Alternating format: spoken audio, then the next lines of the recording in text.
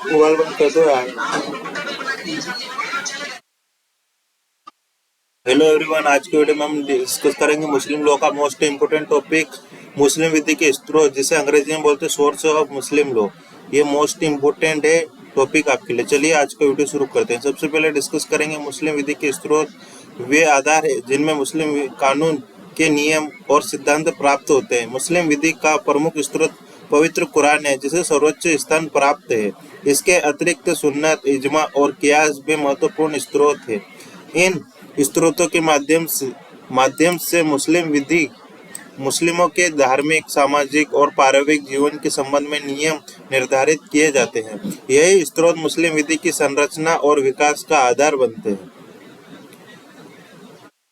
मुस्लिम विधि के स्रोत। तो विधि के स्रोत से तात्पर्य उन मौलिक सामग्रियों से है जिनसे विधि की विषय वस्तु प्राप्त की जाती है। मुस्लिम विधि के स्रोत को दो भागों में विभाजित किया जाता है। प्रथम, मुस्लिम विधि का स्रोत और प्रधान स्रोत और गौण स्रोत, यानी primary source and secondary source भी कहते हैं। प्राइमरी सोर्स में क्या क्या आता है? कुरान आता है, सुन्नत, हदीस, इजमा, कयास, ये प्राइमरी सोर्स में आते हैं। गौण सोर्स स्रोत में क्या आता है? उर्फ, न्यायिक विनिश्चय, विधायन, न्याय, साम्य, सद्विवेक, ये गौण सोर्स में आते हैं। ठीक है, चलिए आप उनको अब इस तरह से समझ लेते हैं जिससे आपको अच्छे समझ में आए। तो सबसे पहले डिस्कस करेंगे कुरान। तो कुरान मुस्लिम विधि का सर्वोच्च और सार्वत्रिक पवित्र प्रमाण है।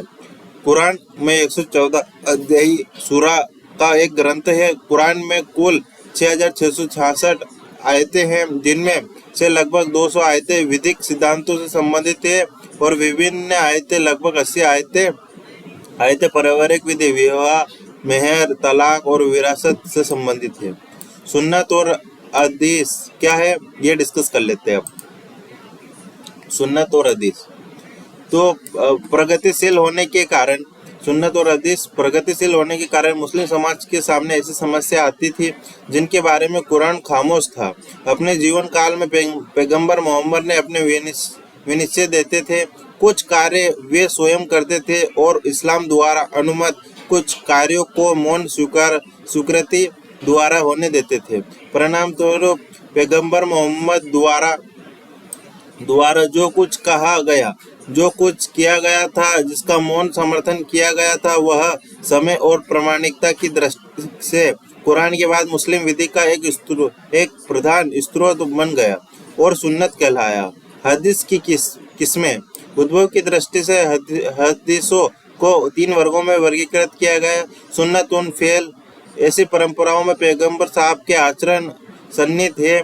पैगंबर साहब के द्वारा किए गए कृत्य ऐसे परंपराओं की श्रेणी में आते हैं। सेकेंड है सुन्नतुल कौल, अर्थात पैगंबर साहब द्वारा दी गई व्यवस्था और उनके वचन पैगंबर साहब के द्वारा दिए गए उपदेश को सुन्नत के अंतर्गत आते हैं। अब डिस्कस करेंगे सुन्नतुल तकदीर, अर्थात जो कुछ उनकी उपस्थिति में बिना उनकी आपत्ति के किया गया है। कभी कभी पैगंबर साहब तत्कालिक समस्याओं के निदान के लिए अपने समकालिक व्यक्तियों द्वारा किए गए प्रश्नों का उत्तर देकर खामोश रह जाते हैं। उनकी खामोशी उनका मौन स्वीकृति मान ली जाती है। अब डिस्कस करेंगे हदीस ए मुताबिर, ऐसी परंपराएं जिनका उल्लेख प्रथम पीढ़ी से कुछ सीमित लोगों ने अनवरत रूप से किया है, इस कोटि में आती है। समस्त मुस्लिम समाज ऐसी परंपराओं को प्रमाणित मानता है। ऐसी परंपराओं की संख्या केवल 5-6 तक सीमित है। ऐसी परंपरा कुरान की आयतें की भांति प्रमाणिक मानी जाती है। हदीस ए मशहूर, ऐसी परंपराएं जिनका उल्लेख प्रथम पीढ़ी के कुछ 3 लोगों ने किया हो, परंतु बाद की दोनों पीढ़ियों के असंख्य लोगों ने जिनका उल्लेख किया हो, इस कोटि में आती है। अधिकांश मुसलमान ऐसी परंपराओं को प्रमाणित मानते हैं। हदीस अहद, ऐसी परंपराएं जिनका उल्लेख 3 पीढ़ियों तक लगातार न हुआ हो और जिनका उल्लेख कुछ सीमित व्यक्तियों ने किया हो, इस कोटि में आती है।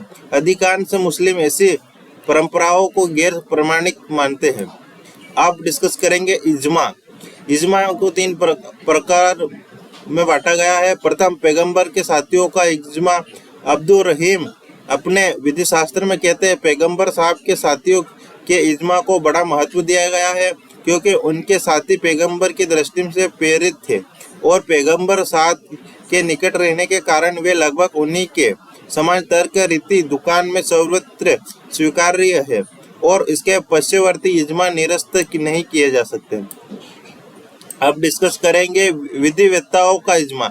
इस संबंध में इन पदों पर मतभेद है। प्रथम, इज्मा की विरचना की ठीक प्रक्रिया जो कहीं लेखबद्ध नहीं की गई है। सेकंड, इज्मा की विरचना के लिए आवश्यक विधिवेत्ताओं के निश्चय कारणों का उल्लेख करना चाहिए। अब जनता का इज्मा डिस्कस कर लेते हैं।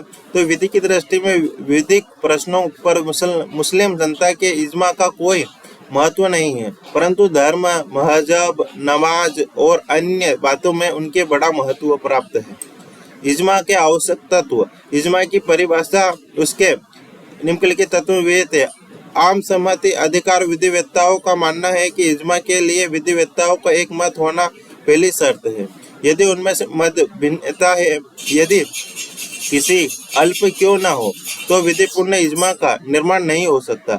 परंतु कुछ विधिवेत्ताओं का मानना है कि इज्मा बहुसंख्यक राय द्वारा ही बनाया जा सकता है। यह आम सहमति 3 अवस्थाओं में गुजरती है। पहली, लोग अपनी राय अभिव्यक्त करते हैं। दूसरी, उस पर चर्चा होती है। और तीसरी, विभिन्न को अलग करके सभी एक दृष्टि पर सहमत होते हैं। विधिवेत्ता तो ज्ञान के प्रत्येक क्षेत्र में केवल दक्ष व्यक्तियों की राय मानी जाती है। विधि के क्षेत्र में चूंकि विधिवेत्ताओं की दक्ष होते हैं, इसलिए उनकी राय ही इज्मा के लिए सुसंगत होती है।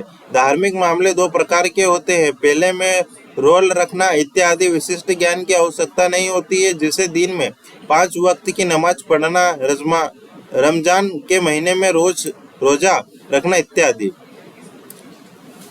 विशिष्ट काल में विधि व्यक्त। पैगंबर साहब के समय में इज्मा द्वारा कोई भी कानून नहीं बनाया जा सकता था। उसके बाद ही इज्मा का विकास हुआ। एक काल में बनाया गया इज्मा दूसरे काल में परिवर्तित नहीं किया जा सकता, लेकिन साहबियों द्वारा निर्मित इज्मा नहीं बदला जा सकता। अब डिस्कस करेंगे कयास। कयास क्या होता है, तो कयास को डिस्कस कर लेते हैं।